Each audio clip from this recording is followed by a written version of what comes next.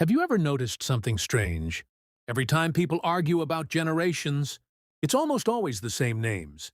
Baby boomers, millennials, Gen Z. One generation gets blamed for ruining everything. Another says they inherited a broken world. The youngest generation says no one understands what they're going through.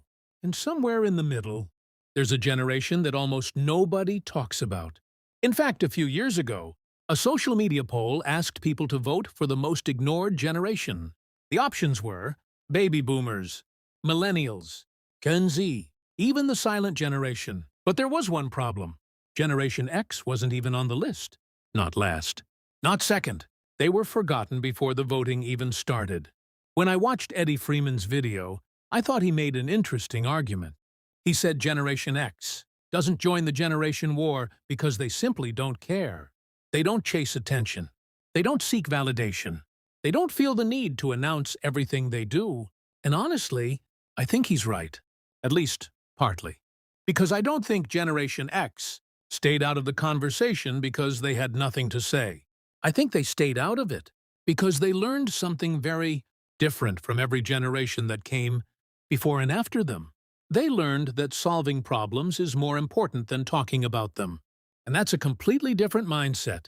But here's the question I don't hear enough people asking.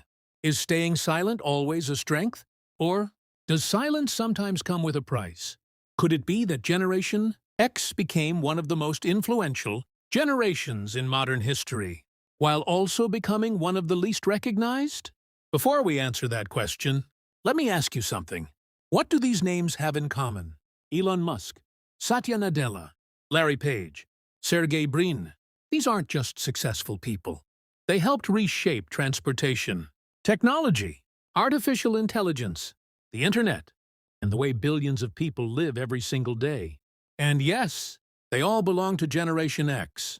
So here's what doesn't make sense. If Generation X has had this much influence, why does it feel almost invisible in today's cultural conversation? Why do we spend so much time arguing about boomers, millennials, and Gen Z, while the generation standing quietly in the middle is often ignored? I believe the answer has very little to do with personality and everything to do with childhood. Because before Generation X became the generation that stayed out of the spotlight, they were first the generation that learned to grow up on their own. And that's where the real story begins. Before we decide whether Eddie Freeman was right, we need to go back. Because every generation is shaped long before it enters the workforce, long before it starts voting, long before it begins arguing on the internet. It all starts in childhood. And this is where Generation X was different. Imagine this. The school bell rings. You get on the bus. You arrive home. You unlock the front door with the key hanging around your neck. And you walk into an empty house. No parents waiting. No one asking how your day went. No one reminding you to finish your homework. No one making you a snack. For millions of Generation X kids, this wasn't unusual. It was simply life. They became known as the latchkey generation. And I think Eddie was absolutely right to highlight this, because this one experience shaped almost everything that came later. But I also think there's a deeper lesson hiding underneath it. You see, when a child solves small problems every single day, those small problems slowly become confidence. No dinner ready? Figure it out. Need help with homework? Figure it out. Something breaks? Figure it out. That phrase, "You'll figure it out," may have been the unofficial motto of Generation X. Not because their parents didn't love them, but because life expected them to become independent much earlier than most children today. And eventually, they did. That's why Generation X developed a reputation for being practical, resourceful, and incredibly self-reliant. But here's where I think many people misunderstand them. People often hear this story and immediately say, "That's why Gen X doesn't care." I don't think that's the right conclusion. I think Generation X cares. They just learned something different. They learned that not every problem deserves a reaction. Not every disagreement deserves an argument. And not every opinion deserves a response. There's a big difference between being indifferent and being selective with your energy. That's a lesson many of us still struggle to learn today, especially in a world where social media encourages us to react to everything. Generation X grew up in a world that rewarded solving problems, not broadcasting them. And that mindset stayed with them for decades. But every strength comes with a trade-off. The same independence that made Generation X incredibly resilient may also explain why they became one of the least understood generations. Because when you've spent your entire life handling problems quietly, people often assume you never had any. And that brings us to the biggest question of all.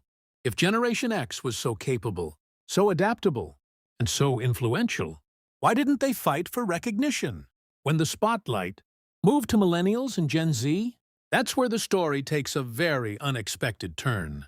This is where I respectfully see the story a little differently than Eddie Freeman. Eddie's main argument is simple. Generation X stayed out of the generation war because they didn't care enough to join it. And honestly, I think that's only half the story. Because there's a big difference between not caring about attention and not caring at all. Those are two completely different things. Let's think about it. Every generation has fought to be understood. Baby boomers wanted recognition for the world they built. Millennials wanted people to understand the financial challenges they inherited, student debt, rising housing costs, and an increasingly difficult economy. Gen Z wants the world to acknowledge what it feels like to grow up in the age of social media, constant comparison, and mental health awareness. Every generation has been asking the same question. Will someone finally understand us? Generation X asked a different question. What's the next problem that needs to be solved? And I think that single difference explains almost everything. Generation X didn't spend decades building a public identity around being Generation X. They simply got on with life. They built businesses, raised families, managed teams, adapted to new technology, and quietly became the bridge between two completely different worlds. They remember life before the internet, but they also helped build the digital world we all live in today. That's not a small achievement. That's history. But here's the irony. The people who spend the least amount of time talking about themselves are often the easiest to overlook. Think about your workplace. Who usually gets noticed first? The loudest person in the meeting, or the quiet person consistently delivering results? In today's world, visibility often gets confused with value. The more people see you, the more they assume you matter. But history doesn't always work that way. Some of the biggest changes in the world were built quietly, long before anyone noticed. And I think Generation X represents that perfectly. Not because they were trying to stay invisible, but because they believed their work should speak louder than their words. Now, does that mean Generation X was perfect? Of course not. Every generation has strengths. Every generation has blind spots. And I actually think Generation X had one major weakness. Sometimes they stayed quiet for so long that other people started telling their story for them. And once someone else tells your story, they also control how you're remembered. Maybe that's why today people often describe Generation X with just one sentence. They just don't care. But after looking at everything we've discussed, I think that's far too simple.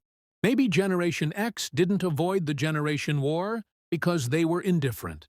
Maybe they avoided it because they had already learned something many of us are still trying to figure out.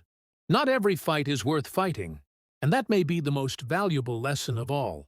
Because the question was never, why didn't Generation X join the generation war? The real question is, what did they accomplish while everyone else was busy fighting? Now, after looking at Generation X's childhood, their mindset, and the way they approached life, I think we can finally answer the question. Was Eddie Freeman right? Yes, but only partly. He's absolutely right that Generation X doesn't seem interested in the endless generation wars we see online today. But I don't think it's because they don't care. I think it's because they learned to value something far more important than winning arguments. They value getting things done. And in today's world, that's becoming a rare quality.